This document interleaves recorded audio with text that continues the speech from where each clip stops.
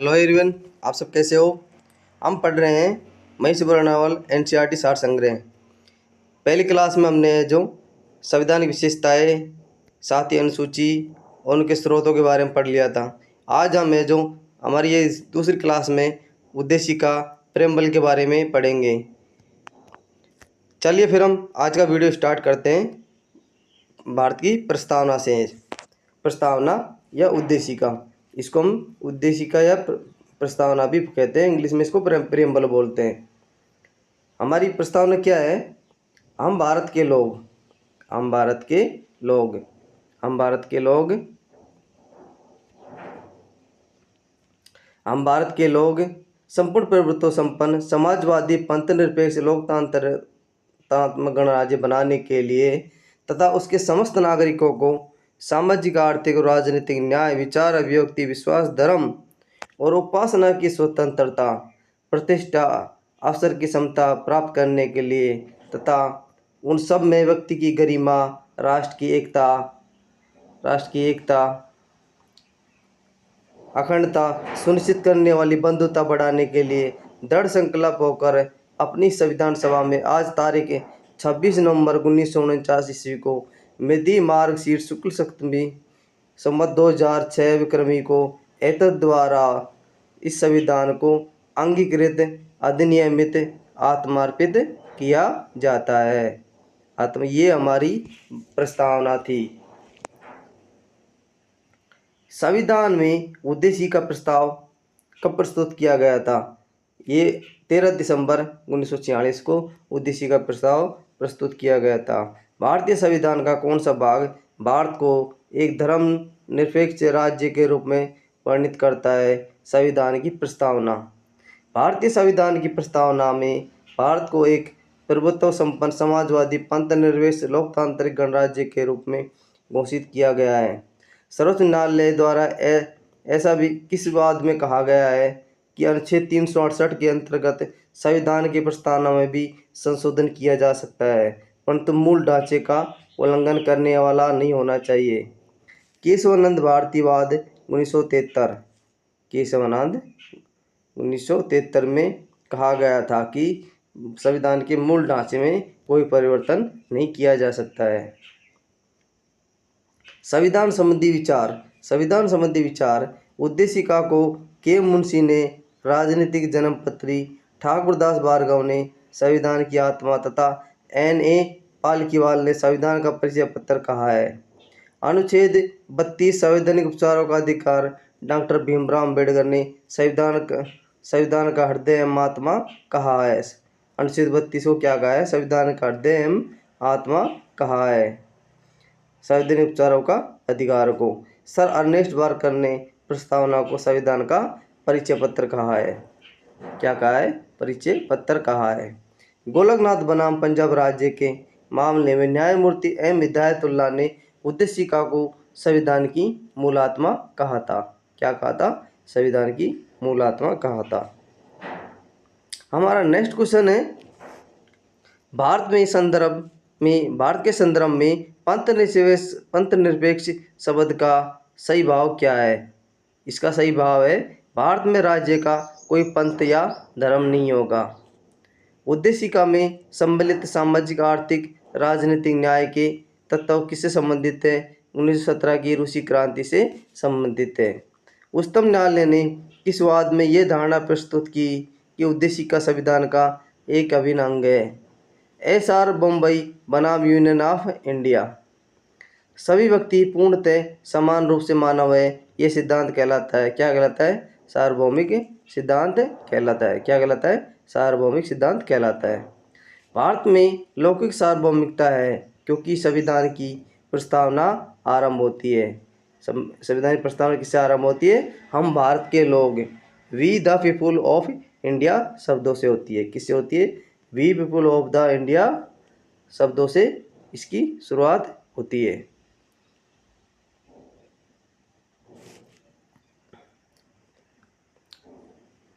लोक कल्याण शब्द भारत के संविधान की उद्देशिका में नहीं है, बल्कि यह राज्य के नीति निर्देशक तत्व भाग का, राज्य के नीति निर्देशक तत्वों का भाग है। किस संशोधन के द्वारा भारतीय संविधान की उद्देशिका में संशोधन किया गया था? 42 संविधान संशोधन के द्वारा इसमें संशोधन किया गया था। ये कब किया गया था? सन 1976 के अंदर इसका संशोधन किया गया था। 42 संविधान संशोधन। भारतीय संविधान में जिन आदर्शों का उल्लेख किया गया है, भारतीय संविधान की प्रस्तावना में जिन आदर्शों का उद्देश्य की रूपरेखा दी गई है, उनका विस्तार कहाँ है? उनका विस्तार मूल अधिकारों, राज्य के नीति निर्देशक सिद्धांतों एवं मूल कर्तव्यों के अध्यायों में है। राज्य का सबसे महत्वपूर्ण तत्व क्या है? संप्रभुता है। क्या है? संप्रभुता है। समाजवादी, सोशलिस्ट, अखंडता, इंटीग्रिटी तथा पंथनिरपेक्ष सेकुलर शब्द संविधान की प्रस्तावना में किस संशोधन के द्वारा सम्मिलित किए गए थे? 42 संविधान संशोधन 1976 के द्वारा। उद्देशिका को राजनीतिक जन्मपत्री, पॉलिटिकल हॉरोस्कोप की संज्ञा किसने प्रदान की? के.एम. मुंशी ने की थी। किसने की थी? के.एम. मुंशी ने की थी। प्रस्तावना संविधान का अंग नहीं है, यह उच्चतम न्यायालय ने यह मत किस वाद में व्यक्त किया था? किस वाद में व्यक्त किया था? बेरुबारी बनाम संघ मामले में 1960 में व्यक्त किया गया था। संविधान निर्माण में महत्वपूर्ण भूमिका निभाने वाले संविधान सभा के सदस्य सर अल्लादी कृष्णा स्वामी अय्यर के अनुसार संविधान की प्रस्तावना हमारे दीर्घकालिक सपनों का विचार है। दीर्घकालिक सपनों का क्या है? विचार है। संघवाद एवं राज्य क्षेत्र, union and it's territories, union and it's territories. अनुच्छेद 1(3) भारत के राज्य क्षेत्र निम्नलिखित क्षेत्र शामिल होंगे। राज्य के राज्य क्षेत्र, संघ राज्य क्षेत्र। ऐसे अन्य राज्य क्षेत्र जो अर्जित किए जाएं। भारतीय संघ के अंतर्गत किसी राज्य को सम्मिलित करने का अधिकार किसे प्राप्त है? संसद को प्राप्त है। संविधान के प्रथम अनुच्छेद के अनुसार भारत होगा राज्यों का एक संघ होगा। भारत में राज्य एवं संघीय प्रदेश 28 राज्य, 8 संघीय प्रदेश, जिसमें राष्ट्रीय राजधानी क्षेत्र भी सम्मिलित है। लोकसभा में केंद्र शासित प्रदेश के लिए अधिकतम कितनी सीटें आरक्षित की गई है? 20 सीटें आरक्षित की गई है। 2 पृथक केंद्र शासित प्रदेशों के रूप में जम्मू कश्मीर का विभाजन 31 अक्टूबर 2019 को कर दिया गया था। संघ एवं इसके राज्य क्षेत्र संबंधी अनुच्छेद। संघ एवं राज्य क्षेत्र संबंधित अनुच्छेद। संघ के राज्य क्षेत्र का नाम, नए राज्यों के प्रवेश अथवा स्थापना का संसद का अधिकार, नए राज्यों की स्थापना तथा वर्तमान राज्यों का क्षेत्रफल, सीमा अथवा नामों में परिवर्तन। अनुच्छेद 2 एवं 3 के अंतर्गत बनाए गए कानून जिनके द्वारा पहली तथा चौथी अनुसूची एवं पूरक अनुसांगिक एवं अनुवर्ती मामलों में संशोधन किया जा सके। क्या किया जा सके? उसमें संशोधन किया जा सके। संशोधन इसमें किया जा सके। नए राज्यों के गठन की शक्ति किसे प्राप्त है? संसद को प्राप्त है। राज्यों के पुनर्गठन से संबंधित फजल अली आयोग का गठन किस वर्ष किया गया था? वर्ष 1953 में इसका गठन किया गया था। भाषाई आधार पर भारत में सर्वप्रथम किस राज्य का गठन किया गया था? आंध्र प्रदेश का गठन किया गया था। राज्य पुनर्गठन आयोग ने 1 नवंबर 1956 को कितने राज्य केंद्र शासित प्रदेश बनाए थे? 14 राज्य, 6 राज्य संघ बनाए थे। सिक्किम भारत का एक पूर्ण राज्य किस वर्ष बनाया गया था? कब बनाया गया था? 36वें संविधान संशोधन के अंतर्गत 1975 में यह बनाया गया था। भारत में केंद्र शासित प्रदेश का प्रशासन किसके द्वारा किया जाता है? राष्ट्रपति के द्वारा किया जाता है। किसके द्वारा किया जाता है? राष्ट्रपति। जूनागढ़ रियासत को जनमत संग्रह के आधार पर, हैदराबाद रियासत को सैन्य कार्रवाई के आधार पर शामिल किया गया था तथा जम्मू कश्मीर रियासत को इसके शासक हरि सिंह ने पाकिस्तान में क्या किया था? हरि सिंह ने पाकिस्तान में सेना एवं कबालियों के आक्रमण से सुरक्षा सुनिश्चित करने हेतु भारत के साथ विलय पत्र पर हस्ताक्षर करके कश्मीर को भारत में सम्मिलित किया था। पहले के विशेष राज्यों का दर्जा। नागालैंड 1963 में इसको विशेष राज्य का दर्जा दिया गया था। हिमाचल प्रदेश 1971, मेघालय को 1972 में, सिक्किम को 1975, अरुणाचल प्रदेश 1987, त्रिपुरा को 1972, मणिपुर 1972 को, मिजोरम 1987, गोवा 1987। यानी कि नागालैंड 1963, हिमाचल प्रदेश 1971 में दिया गया था। मेघालय त्रिपुरा मणिपुर को 1972 में विशेष राज्य का दर्जा दिया गया था। सिक्किम को 1975 में, अरुणाचल प्रदेश, मिजोरम और गोवा को 1987 में विशेष राज्य का दर्जा दिया गया था। कुछ क्षेत्रीय परिषद बनाई गई थी, जोनल काउंसिल, जो इस प्रकार है। उत्तरी क्षेत्रीय परिषद का मुख्यालय कहाँ है? नई दिल्ली में है। इसमें सम्मिलित राज्य क्षेत्र कौन कौन से हैं? संघ राज्य क्षेत्र जम्मू कश्मीर, लद्दाख, हिमाचल प्रदेश, हरियाणा, राजस्थान, दिल्ली, चंडीगढ़।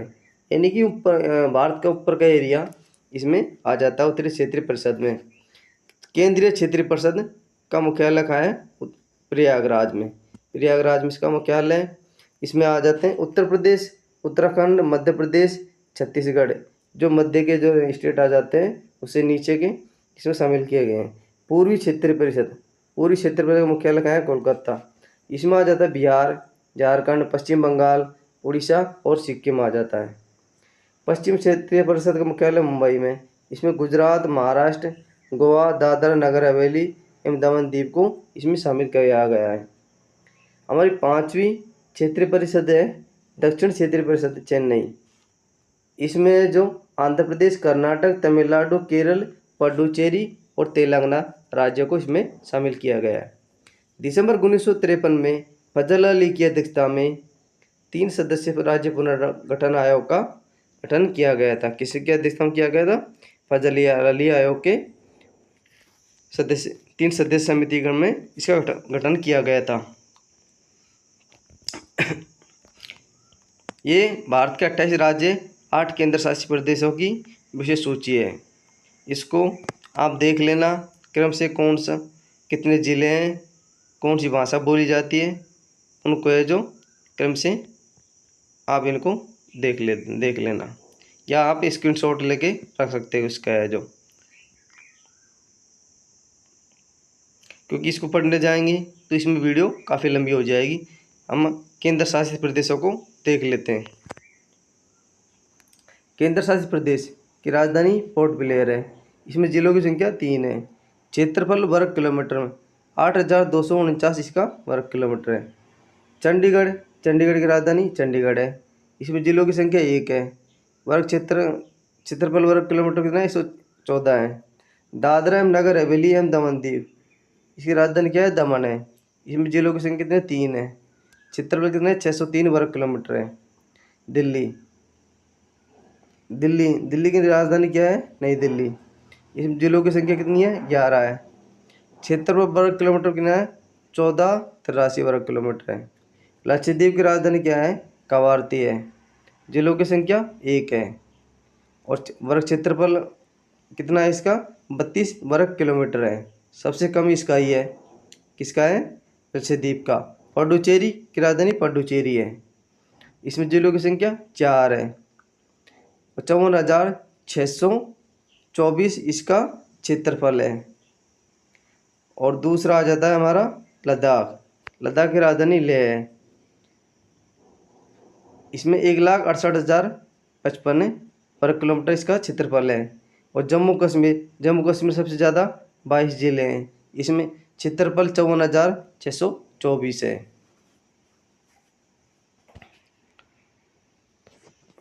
भारत का सबसे बड़ा जिला कच्छ गुजरात 45,652 वर्ग किलोमीटर। सबसे छोटा जिला माहे पुडुचेरी 9 वर्ग किलोमीटर है। हमारा नेक्स्ट टॉपिक है नागरिकता सिटीजनशिप, नागरिकता सिटीजनशिप। भारतीय नागरिकता प्राप्ति हेतु पांच प्रकार की योग्यताएं होनी चाहिए और उसकी प्राप्ति के लिए 5 अधिकार होने चाहिए, तभी हम नागरिकता प्राप्त कर सकते हैं। जैसे कि जन्म से, वंशाधिकार से, पंजीकरण द्वारा, देशीकरण द्वारा, भूमि के अर्जन द्वारा। 5 प्रकार की शर्तें होती हैं जो हमें नागरिकता दिलाती है। भारतीय संविधान किस प्रकार की नागरिकता प्रदान करता है? एकल नागरिकता, सिंगल सिटीजनशिप प्राप्त करता है। संयुक्त राज्य अमेरिका यूएसए ने दोहरी नागरिकता सिटीजनशिप के सिद्धांत को अपनाया है। नागरिक संशोधन अधिनियम 2019 सीसीए में किन देशों के हिंदू, बौद्ध, सिख, जैन, पारसी, ईसाई नागरिकों को भारत की नागरिकता प्रदान करने का प्रावधान है? पाकिस्तान, बांग्लादेश, अफगानिस्तान। भारतीय नागरिक की नागरिकता किस आधार पर समाप्त हो जा सकती है? परित्याग, पर्यावरण वंचना के आधार पर। बाहर से बाहर लगातार कितने वर्षों तक रहने पर भारतीय नागरिकता समाप्त कर दी जाती है? कितने वर्षों तक बाहर रहेगा तो बाहर समाप्त कर देंगे? 7 वर्ष तक। प्रवासी भारतीय दिवस कितने समय अंतराल पर मनाया जाता है? प्रति 2 वर्ष के अंतराल पर ये मनाया जाता है।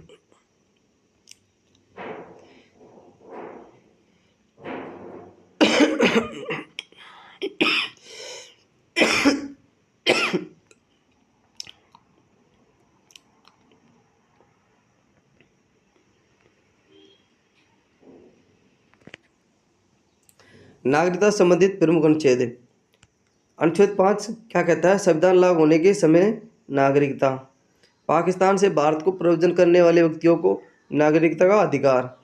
पाकिस्तान से प्रव्रजित व्यक्तियों के नागरिकता का अधिकार। भारतीय मूल के अनुच्छेद 8 क्या कहता है? भारतीय मूल के उन लोगों के नागरिकता का अधिकार जो भारत के बाहर रह रहे हैं। अनुच्छेद 9 कहता है जिस व्यक्ति ने स्वेच्छा से विदेशी नागरिकता प्राप्त कर ली है उसकी भारतीय नागरिकता समाप्त मान ली जाएगी। अनुच्छेद 10 नागरिकता संबंधी अधिकारों की निरंतरता। अनुच्छेद 11 क्या कहता है? संसद द्वारा कानून बनाकर नागरिकता अधिकारों का नियमन करना। क्या करना? नियमन करना। लक्ष्मी सिंह समिति के किससे संबंधित है? दोहरी नागरिकता से संबंधित है। किसी व्यक्ति द्वारा भारतीय बैंकों में धन जमा करने के भारत की नागरिकता नहीं प्राप्त की जा सकती। धन जमा करने से उसकी नागरिकता प्राप्त नहीं की जा सकती है। भारतीय संविधान में एकल नागरिकता का प्रावधान किस देश से लिया गया है? ये ब्रिटेन से लिया गया है। भारतीय मूल के व्यक्ति पीआईओ कार्ड धारक भारत में नहीं खरीद सकता। पीआईओ कार्ड का कार्ड धारक भारत में नहीं कर सकता। कौन सा? कृषि भूमि नहीं खरीद सकता है। एनआरआई, पीओआई, ओसीआई कार्ड धारक में तुलना। एक टेबल के माध्यम से हम समझने का प्रयास करते हैं। परिभाषा। एनआरआई की परिभाषा क्या है? भारतीय नागरिक जो साधारणतः भारत के बाहर निवास करता है और भारतीय पासपोर्ट धारक है। क्या है? उसको क्या बोलते हैं? एनआरआई बोलते हैं। अप्रवासी भारतीय।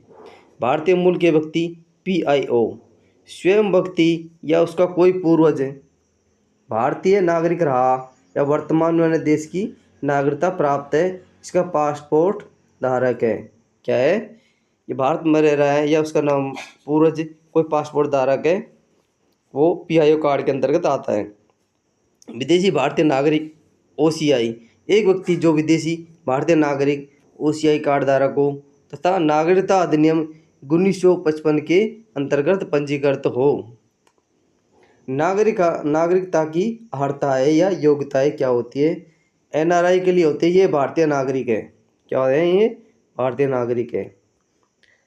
और पीआईओ में क्या है? भारत में कम से कम 7 वर्षों के निरंतर निवास के आधार पर आवेदन कर सकते हैं। अगर ये 7 वर्ष तक रह रहा है तो ये आवेदन करने के योग्य माने जाएंगे, नहीं तो नहीं माने जाएंगे। ओसीआई संविधान लागू होने या उसके बाद भारतीय नागरिक था या उस भूभाग का निवासी जो स्वतंत्रता के बाद भारत का अंग बना। प्राप्त होने वाले लाभ। एनआरआई को क्या लाभ प्राप्त होंगे? सभी लाभ जो सामान्यतः भारतीय नागरिक को प्राप्त है। कोई विशेष लाभ नहीं मिलेगा, POI कार्ड धारक को कोई विशेष लाभ नहीं मिलेगा। एक FRO वाले लाभ के साथ पंजीकृत छूट से भारत में कितनी अवधि तक ठहराव के लिए? वीजा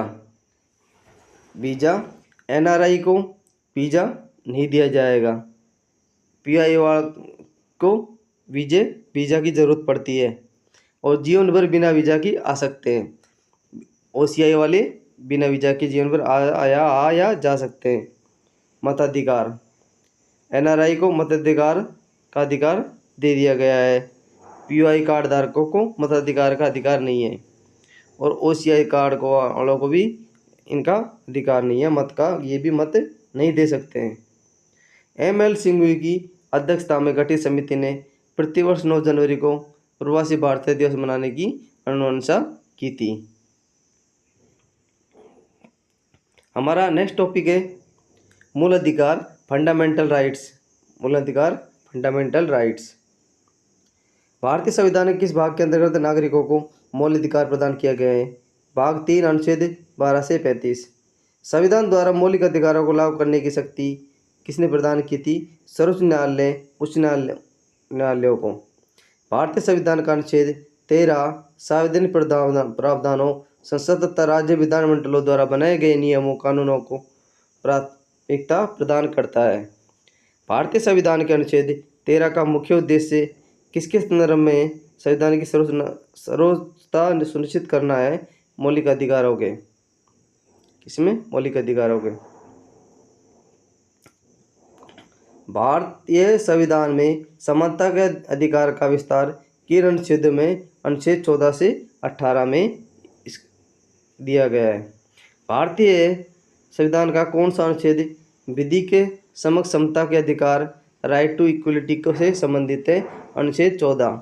जन्म, लिंग, मूल, वंश, जाति, धर्म आदि के आधार पर विभेद का प्रतिषेध, अनुच्छेद 15 मूल अधिकार है जिसे समानता के अधिकार अधीन वर्गीकृत किया गया है।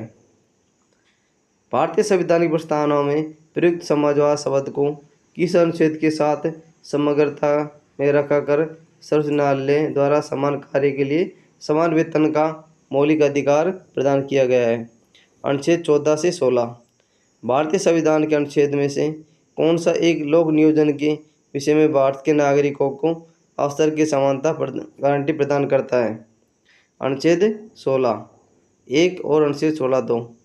अन्य पिछड़ा वर्ग OBC जातियों के वर्गीकरण हेतु किसकी अध्यक्षता में इसका गठन किया गया? जस्टिस रोहनी की अध्यक्षता में इसका गठन किया गया था। संवैधानिक उपबंध। संवैधानिक उपबंध क्या है? केवल भारतीय नागरिकों को प्राप्त मूल अधिकार, भारतीय विदेशी नागरिकों को प्राप्त मूल अधिकार। धर्म, मूल, वंश, जाति, लिंग, जन्म स्थान के आधार पर विभेद का प्रतिषेध, अनुच्छेद 15। ये क्या कहता है? अनुच्छेद 15 क्या कहता है? धर्म, मूल, वंश, जाति, लिंग या जन्म के आधार पर कोई विभेद या प्रतिषेध नहीं किया जाएगा। विधि के समक्ष समता, विधियों का समान संरक्षण, ये अनुच्छेद 14 में कहता है विदेशी नागरिकों को, भारतीय और विदेशी नागरिकों के लिए, ये दोनों के लिए प्राप्त है। लोक नियोजन विषय में अवसर की समानता, अनुच्छेद 16। इस भारतीय और विदेशी नागरिकों के मूल अधिकार क्या है? अपराधों के लिए दोष सिद्धि के संबंध में संरक्षण, अनुच्छेद 20, इनको ये प्रदान किया गया है। वाक एवं अभिव्यक्ति की शांतिपूर्ण सस्तर सम्मेलन करने, संघ एवं सरकारी संपत्ति बनाने, भारत के राज्य क्षेत्र में आबाद संचरण, बसने एवं व्यापार करने की स्वतंत्रता, अनुच्छेद 19 क्या किया है? अनुच्छेद 19 में ये दिया गया है। जीवन जीने का अधिकार, अनुच्छेद 21, ये भारतीय विदेशी नागरिकों को प्राप्त किए गए हैं। और केवल भारतीयों के लिए अल्पसंख्यक वर्गों के हितों का संरक्षण, अनुच्छेद 29, ये केवल भारतीयों के लिए। और भारतीय विदेशी नागरिकों को कौन सा है? शिक्षा का अधिकार, अनुच्छेद 21A क्या है? अनुच्छेद 21A। केवल भारतीयों के लिए शिक्षण संस्थाओं की स्थापना, प्रशासन करने का अल्पसंख्यक वर्गों का अधिकार, अनुच्छेद 30, ये किस में गया? अनुच्छेद 30 में दिया गया है। भारतीय विदेशी नागरिकों को कुछ दशा में गिरफ्तारी एवं निरोध से संरक्षण अनुच्छेद 22 है। शोषण के विरुद्ध अधिकार अनुच्छेद 23 से 24, ये भारतीय विदेशी नागरिकों को प्राप्त अधिकार है। धर्म एवं संस्कृति की स्वतंत्रता का अधिकार अनुच्छेद 25, 26, 27, 28, ये भारतीय विदेशी नागरिकों को दिए गए हैं। संविधान किस अनुच्छेद के अंतर्गत अस्पृश्यता अनटचबिलिटी का उन्मूलन किया गया? अनुच्छेद 17 में किया गया है। संविधान में अस्पृश्यता परिभाषित नहीं है। अस्पृश्यता निवारण अधिनियम 1955 के अंतर्गत अस्पृश्यता को बढ़ावा देना एक दंडनीय अपराध है। अनुच्छेद 18 का संबंध किससे? उपाधियों के अंत से। किससे? उपाधियों के अंत से। भारतीय संविधान में वाक अभिव्यक्ति की स्वतंत्रता, freedom of speech and expression के मूल अधिकार का प्रावधान किसमें किया गया? अनुच्छेद 19 में किया गया है। भारत के संविधान में प्रेस की स्वतंत्रता, फ्रीडम प्रेस का प्रत्यक्ष प्रावधान नहीं है, परंतु ये स्वतंत्रता किस अनुच्छेद में अंतर्निहित है? अनुच्छेद 19A में अंतर्निहित है। भारतीय संविधान में आर्थिक समानता, इकोनॉमिक इक्वलिटी, समानता के मौलिक अधिकार में सम्मिलित नहीं है। अनुच्छेद 19 के अंतर्गत 6 प्रकार की स्वतंत्रताएं दी गई है। उसे हम एक फ्लो चार्ट के माध्यम से देखेंगे। पहली हमारी अनुच्छेद 19A। अनुच्छेद 19A के अंतर्गत 6 स्वतंत्रताएं। पहली है वाक और अभिव्यक्ति की स्वतंत्रता, अनुच्छेद 19A, अनुच्छेद 19(1)A। दूसरी है कोई भी व्यक्ति शांतिपूर्ण हथियार रहित सम्मेलन का अधिकार नहीं होगा। किसी व्यक्ति को शांतिपूर्ण हथियार रहित सम्मेलन का अधिकार है, अनुच्छेद 19(1)B। तीसरा है संघ या सहकारी समिति बनाने का अधिकार, अनुच्छेद 19(1)C। भारत के राज्य क्षेत्र में आवास संचरण का अधिकार, अनुच्छेद 1D। भारत के किसी भाग में निवास करने या बसने का अधिकार, अनुच्छेद 19(1)E। कोई वृत्ति, आजीविका, व्यवसाय या व्यापार करने का अधिकार, अनुच्छेद 1G। ये 6 प्रकार की स्वतंत्रताएं अनुच्छेद 19 के अंतर्गत दी गई है, यानी कि ABCDEG 6 प्रकार की स्वतंत्रताएं प्रदान की गई है। भारतीय संविधान के किस अनुच्छेद के अंतर्गत यह प्रावधान किया गया है कि अपराध के अभियुक्त को स्वयं अपने विरुद्ध गवाह बनने के लिए बाध्य नहीं किया जा सकता, अनुच्छेद 20C में। संविधान का कौन सा अनुच्छेद दो सिद्धि के संबंध में अभियुक्तों को दोहरे दंड स्व अभिशासन से संरक्षण प्रदान करता है, अनुच्छेद 20A प्राप्त करता है। भारतीय संविधान का कौन सा अनुच्छेद व्यक्ति की विदेश यात्रा के अधिकार को संरक्षण प्राप्त करता है? कौन सा करता है? अनुच्छेद 21 करता है। मौलिक अधिकारों के अंतर्गत कौन सा अनुच्छेद बच्चों के शोषण के विरुद्ध अधिकार संबंधित है? अनुच्छेद 24। भारतीय संविधान के अनुच्छेद 25 में प्रयुक्त हिंदू शब्द में बौद्ध, जैन, सिख धर्म सम्मिलित है। क्या सम्मिलित है? बौद्ध, जैन, सिख धर्म सम्मिलित है।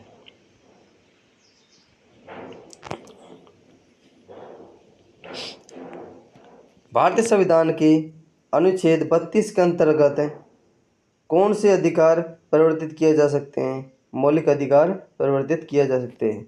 मौलिक अधिकारों का संरक्षक कस्टोडियन कौन है? न्यायपालिका, जुडिशरी है। भारतीय संविधान का अनुच्छेद 30(1) अल्पसंख्यकों को अपनी रुचि के शिक्षण संस्थाओं में स्थापित संचालित करने के अधिकार को संरक्षण प्रदान करता है। बाबा साहब डॉक्टर भीमराव अम्बेडकर ने मौलिक अधिकारों में से किसे संविधान का हृदय में आत्मा कहा था? संवैधानिक उपचारों का अधिकार को, अनुच्छेद 32 किसको कहा था? अनुच्छेद 32 को कहा था।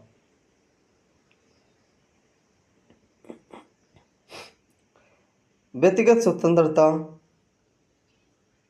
पर्सनल फ्रीडम के अधिकार के लिए कौन सी याचिका रिट दायर की जा सकती है? बंदी प्रत्यक्षीकरण, हैबियस कॉर्पस, ये दायर की जा सकती है।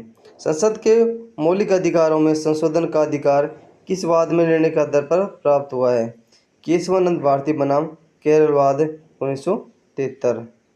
संपत्ति के मौलिक अधिकार को किस संविधान संशोधन द्वारा मौलिक अधिकारों की श्रेणी से हटाकर केवल संवैधानिक अधिकार बनाया गया था? 44वें संविधान संशोधन 1978 द्वारा।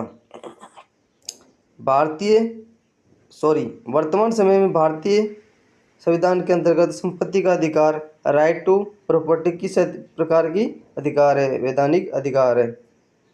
सूचना का अधिकार राइट टू इन्फॉर्मेशन एक विधिक अधिकार है जो सूचना का अधिकार नियम 2005 के माध्यम से प्रदान किया गया है।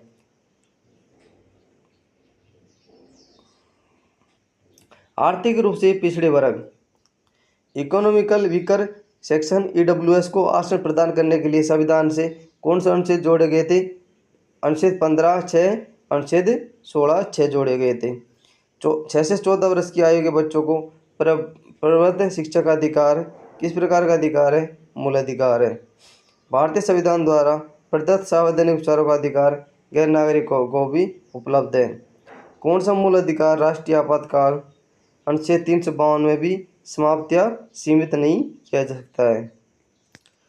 व्यक्तिगत स्वतंत्रता, जीवन का अधिकार, बंधुआ मजदूर उन्मूलन अधिनियम, बॉन्डेड लेबर एबोलिशन एक्ट द्वारा संसद किस वर्ष पारित किया गया था? 1976 में ये पारित किया गया था। मूल अधिकार उनके अनुच्छेद समानता का अधिकार अनुच्छेद 14 से 18 में आता है। स्वतंत्रता का अधिकार अनुच्छेद 19 से 22 तक आता है। शोषण के विरुद्ध अधिकार अनुच्छेद 23 से 24।